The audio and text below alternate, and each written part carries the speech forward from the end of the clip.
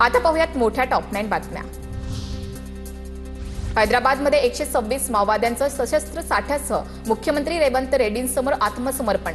सर्व माओवादी गडचिरोली सीमावर्ती भागातील तेलंगणा आणि छत्तीसगड राज्यात सक्रिय। सर्व माओवाद्यांना 7 कोटींचं बक्षीस।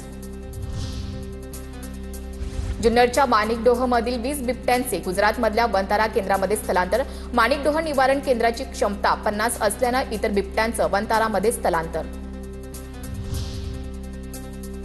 पुण्यातल्या मंचरमध्ये तणावपूर्ण शांतता। पांडवकालीन बारव आणि दर्गा वादानंतर पोलिसांचा कडक बंदोबस्त। खासदार मेधा कुलकर्णी देवतांचे फोटो लावण्यासाठी आग्रही, पोलिसांची मात्र फोटो लावायला बंदी।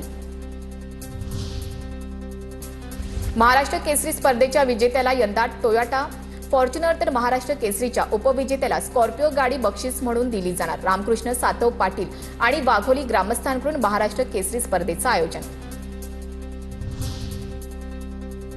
जळगावच्या सराफा बाजारात सोन्याच्या दरात 1700 रुपयांची वाढ। सोनं जीएसटीसह 1,66,036 रुपयांवर, तर चांदीच्या दरामध्ये कुठलीही वाढ नाही।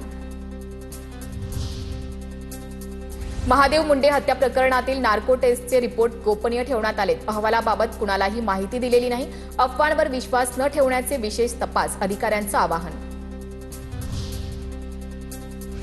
जालन्याच्या बदनापुरातील शिबिरामध्ये भाजप आमदार नारायण कुचे अधिकाऱ्यांवर संतापले। छत्रपती शिवाजी महाराज अभियान शिबिरात नागरिकांनी तक्रारींचा पाढा वाचला। यावर सरकारनं सांगितलं म्हणून कार्यक्रम घेऊ नका, लोकांची कामं करा, कुचेंचा अधिकाऱ्यांना इशारा।